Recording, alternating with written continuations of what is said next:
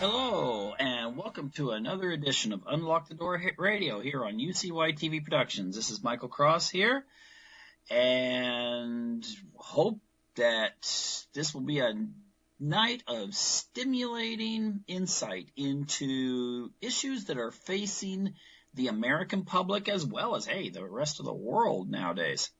But I want to mostly center this on the United States.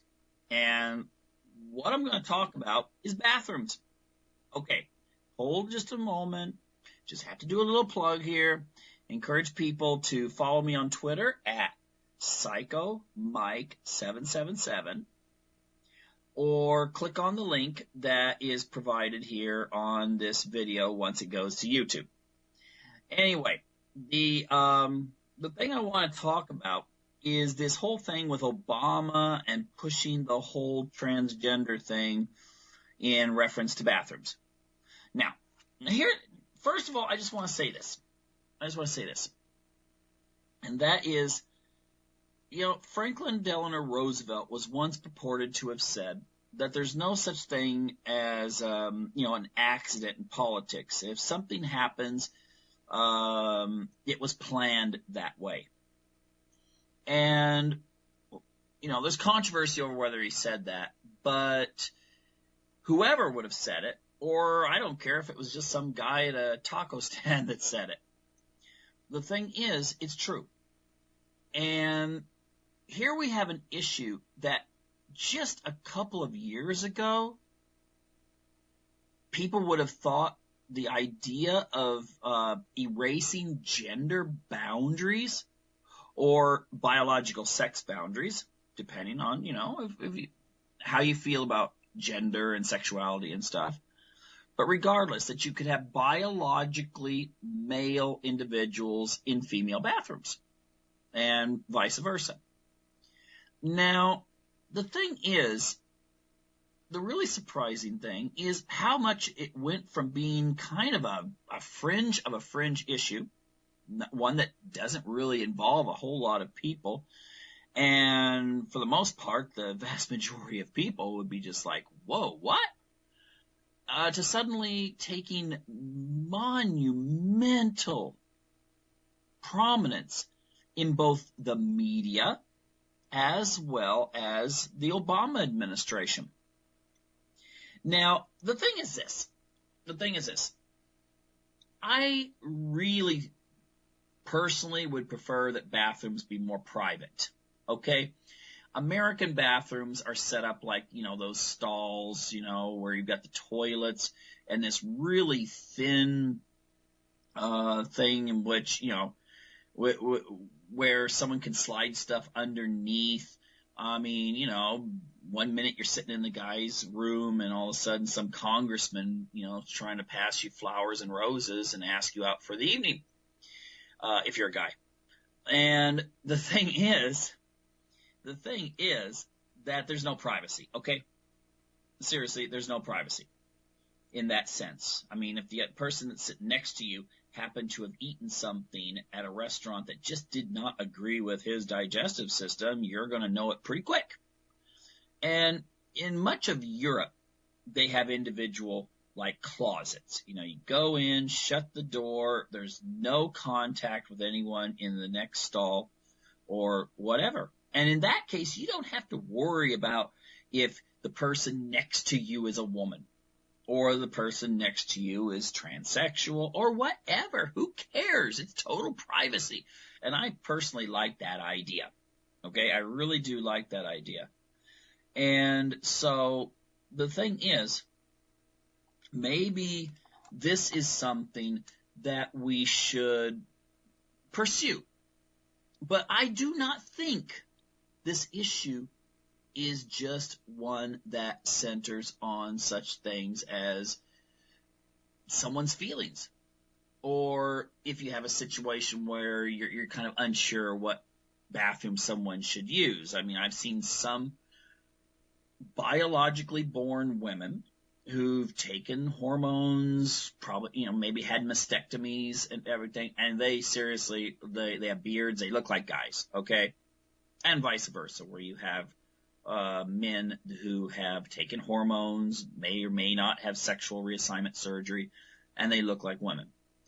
And, the thing is, that's kind of an awkward situation, obviously, if you're a mother with her daughter in a bathroom and suddenly this person walks in with a beard and you're like, well, you don't know that this person actually, started out as a girl, and so forth. But ultimately, I think there's an agenda behind this. I really do. And I think this is an agenda to get people ready for an eventual draft of women. Now, hold on there before you start going, hey, wait a minute, what's this got to do with bathrooms? I think it has a lot to do with bathrooms. Because for some reason, we are starting to see a lot more activity in regards to the resumption of a draft. And this is surprising because we've been decreasing the size of the military in the United States. I mean, many of the weapons systems that we use now don't need as many people. So if we want to maintain the military level that we do have, and by God, take a look how many bases we have around the world. I mean, it's well over 100 military bases all over the planet. But if we wanted to maintain that, it doesn't seem to me that you would suddenly want this huge influx of people that you would have with a draft, especially since many of them wouldn't want to actually be there. Okay, today we have a volunteer military. You can argue the reasons why the people are there.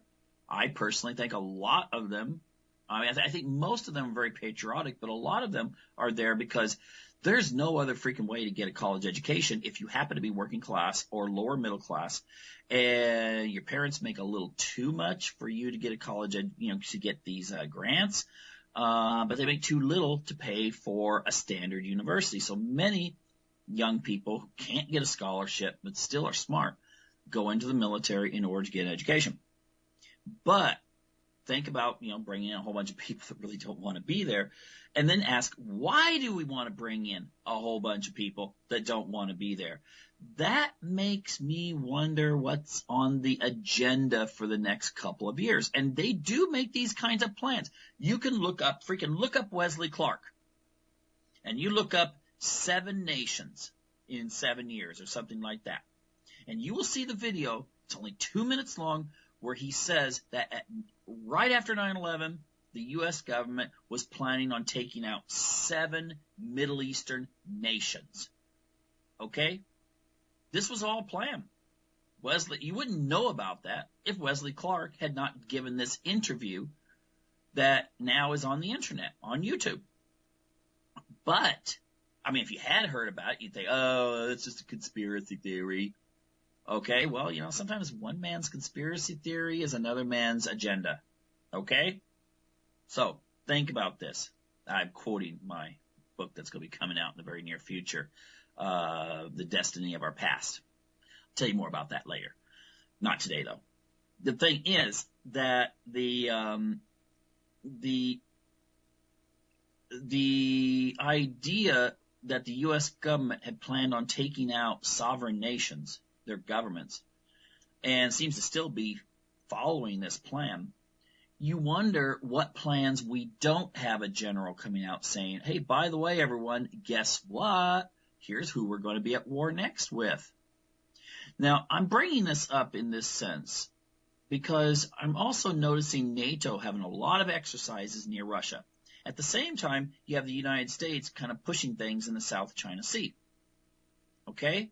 Now, one thing that most people are probably not aware of is that if you turn 18 in a nation like Sweden now they have the thing where, sort of like the draft registration thing for guys that exist in the United States, where, you have to just kind of go in and fill out a form and supply some information in case there was a draft. In Sweden now they've had this, but now they're including women. And my guess would be that if there was some sort of war in which Sweden just happened to be part of, that if they suddenly join NATO and then NATO gets a war started, the thing would be that this would be an all-inclusive military. All-inclusive. Male and female. And I think that's what they have planned for the United States. Now, for bathrooms, and I'm going to go through stuff here just to illustrate this, but what's one of the obstacles that's going to be in the way? Psychologically, the way that males see females. And I think it was the Israeli military that tried having women in combat roles, and they found actually that males will take huge risks to save a fellow soldier who was female. And so it actually created more casualties in the long run. And, that just goes into this idea that males will be like jumping in there to protect. There's this video I've seen on the internet where it shows situations where people have filmed in various, I don't know what circumstances were, but you might have some people on the beach. This girl's yelling at a guy, and suddenly she slaps him, and then he starts to slap her back, and all these guys converge on him.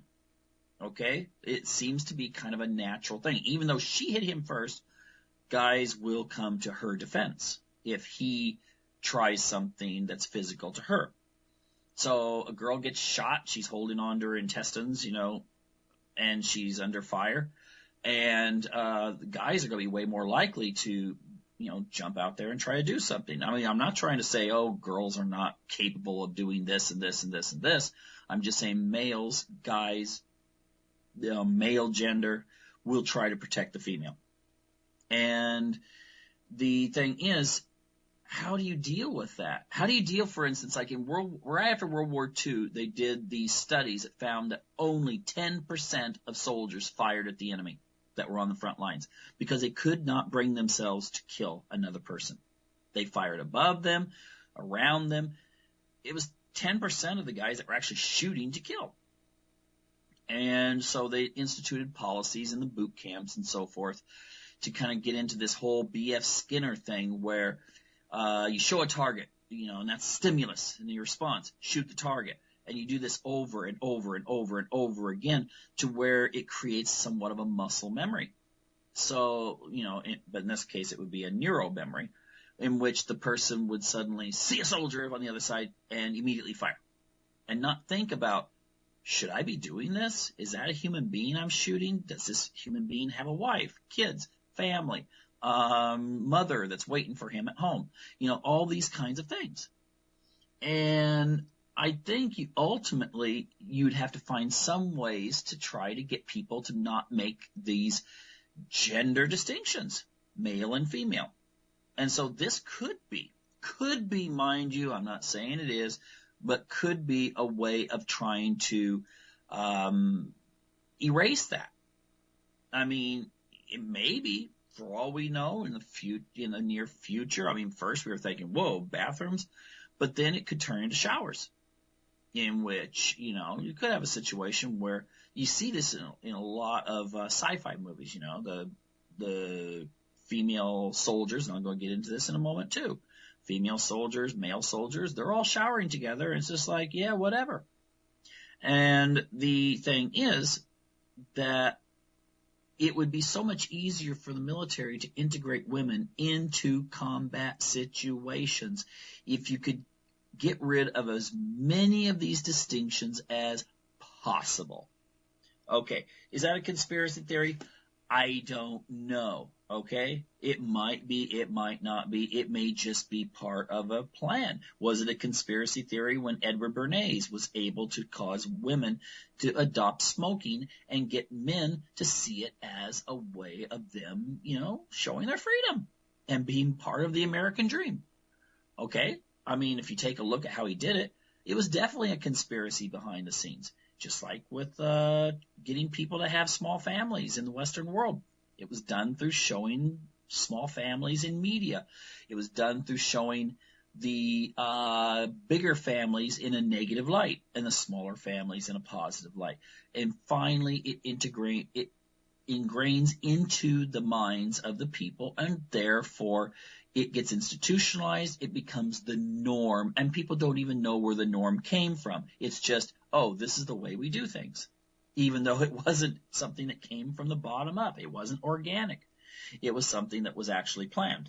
Now, the thing is, if we take a look at some of the things going on right now, some of the things that seem to be suspicious is that, first of all, we have a situation in which, again, we've had proposals get through both the House and Senate committees dealing with such things as military draft and so forth, and making it out, and they may be voted on. Okay? I really don't think Obama would veto them. In fact, Obama's new military director last year said that if women want to be in combat roles, they have a right to do so. Now, that is, of course, their choice. Men don't get that choice, but, women at this point do. However, if you start then showing examples of, oh, this woman did this, got the Purple Heart, took out, I don't know how many people who were the bad guys. It's always the bad guy. America's never, not fighting the bad guys. It's always, we're on the good guy side. The thing is that eventually it's going to become not choice, but it becomes mandatory. All right? Okay, you're going to, Alicia, you're going to be assigned this combat role. Even though Alicia might be going, I don't want to hurt anyone. I'm not even supposed to be here. Someone drafted me. Okay? Again, men feel this way too, but you can say that there's going to be a bigger push to try to get women to feel more at ease in accomplishing these goals. Now, another thing that really gets me, and you can check this, just Google Iron Man and Transformers censored by the U.S. military for getting too close to the truth. It was an article in the July 11th, 2015 Mirror. And what's interesting, it was pointing out that Hollywood and the Pentagon are a little closer than I think most people realize. Okay? They're a lot closer. And the interesting thing is that, you can't prove it. And I'm not going to start saying, well, this movie this and this movie that, because I have no way of knowing. But the thing is that if the Pentagon wants Hollywood to start showing more women in combat roles, that will make it the norm. I mean, you can take a look at science fiction. It's perfect. A lot of the science fiction movies now, starting in about the late 1990s, started showing women Marines, women fighters, pilots, and so forth. And it's starting to get more and more and more that way, where all of a sudden, you've got women out there fighting the aliens or whatever. And is this just something that it's a little more titillating to show some women, bare women's breasts in a shower scene with the guys? Or is it something to kind of get you used to this idea and, kind of get rid of those barriers so that it would work out better in a war situation? Those are some questions you should ask. But I think actually ultimately people should start, type in things like, I've heard of this, type in Google CIA entertainment liaisons. Type in U.S. military / entertainment industry and so forth. Just at least learn why it always, I guess, is. I mean, maybe that's just the way it is. I don't know. That's the United States that always saves the world. I mean, and that has propaganda power. But aside from the fact that we're always, as the United States, we're always going to whoop the aliens, the thing is that you're still looking at other things that go into this. I mean, my dad was in World War II. He said it was hell. He would not talk about it. He refused to even give details about anything. He just said, I talked to a lot of others that said the same thing. They wanted nothing. It was just, my dad refused to have weapons in the house when I was growing up because he so hated this idea of killing. And the thing is, if you look at movies from that period, they may be all like, yeah, let's go get the Germans or let's go get the Japanese or whatever. But they weren't quite as comic book style as the movies you see in recent years that deal with war, where it's just like all these guys are like revved up on a gallon of testosterone and like, let's go kill the, whatever. Be it, I don't know, Russians, Arabs, Chinese, whatever. But the thing is that there seems to have been this kind of evolution of movies to where it just turned into almost like a video game. Go get the enemy.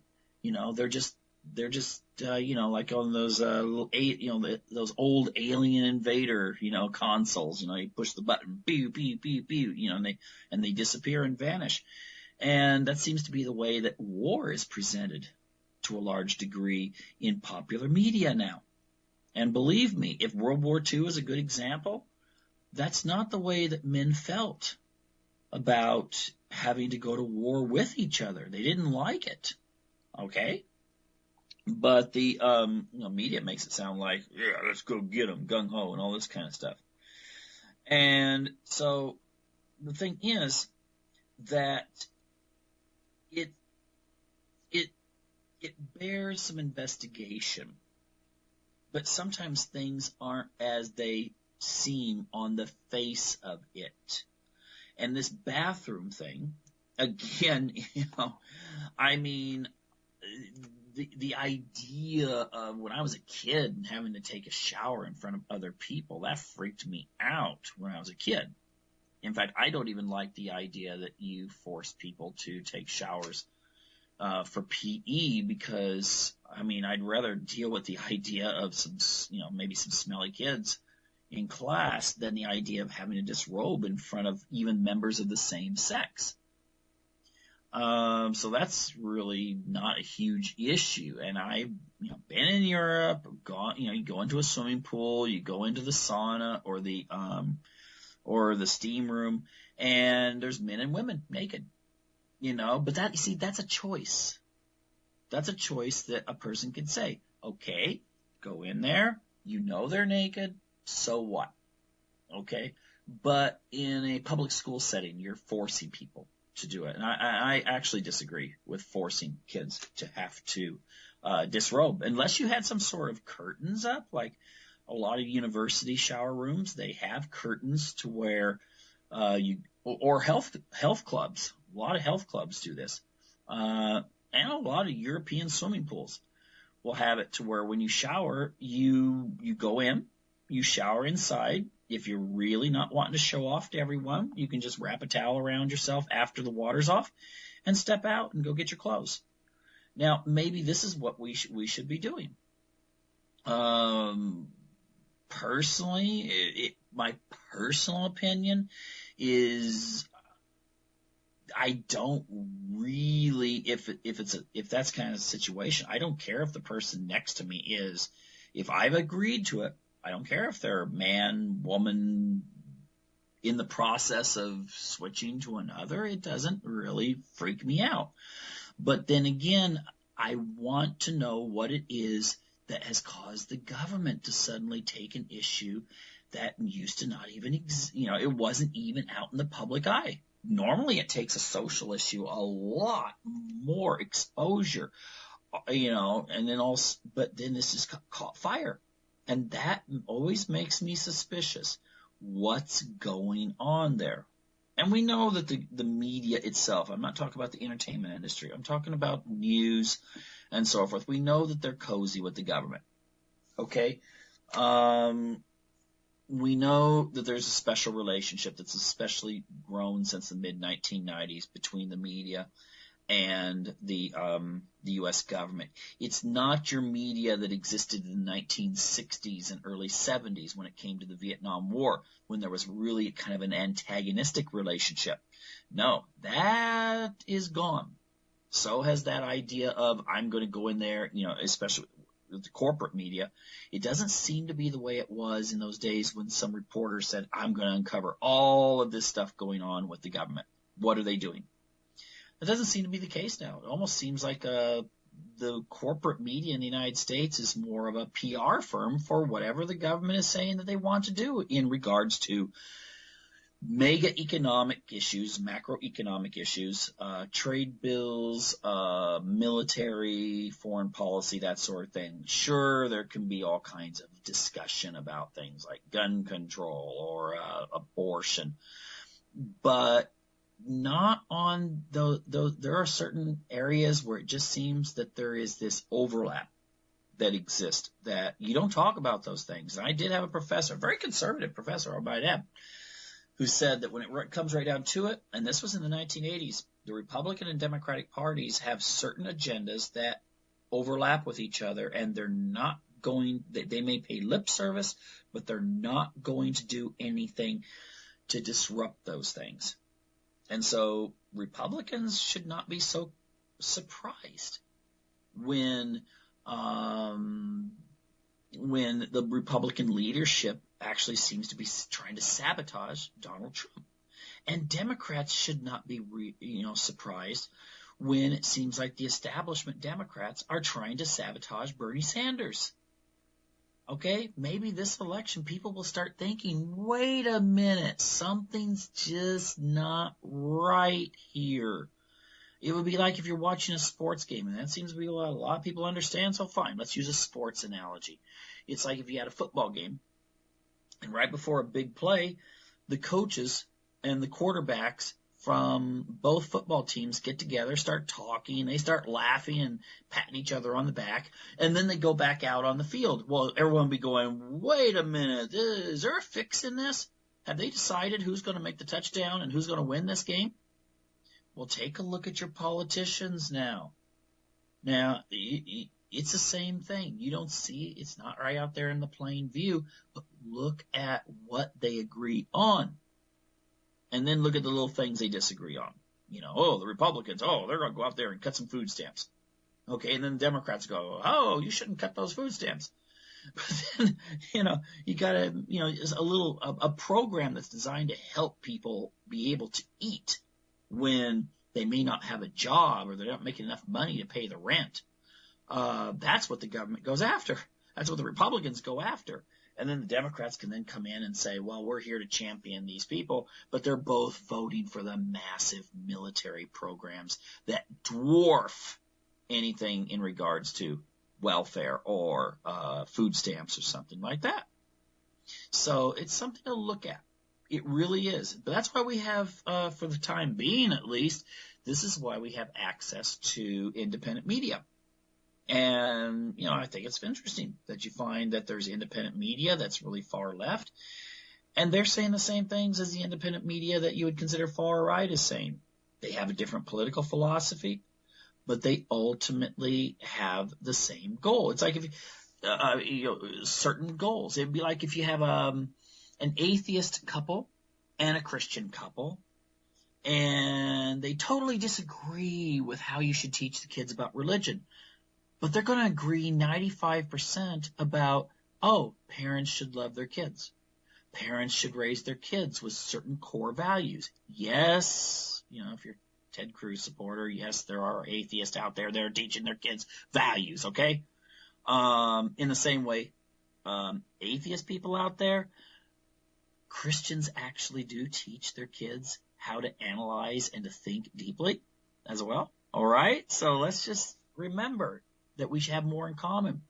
But ultimately, the Christian couple, the atheist couple, they want to see their kids on graduation day as being well-rounded, good, honest people. Okay? That's their goal. Now, the same thing is true of the Bernie Sanders people and the Trump people. Ultimately, even the Hillary people, most of the people want the same thing. prosperous country that allows for opportunity and for fairness. And so we need to consider that. But all of us, again, left wing, right wing, in the middle. I don't care if you're gay, straight, transgender. I don't care. Let's look at these issues together and try to figure out what the agenda is. What are those coaches and quarterbacks in our government who are patting each other on the back and smiling? What is their ultimate goal?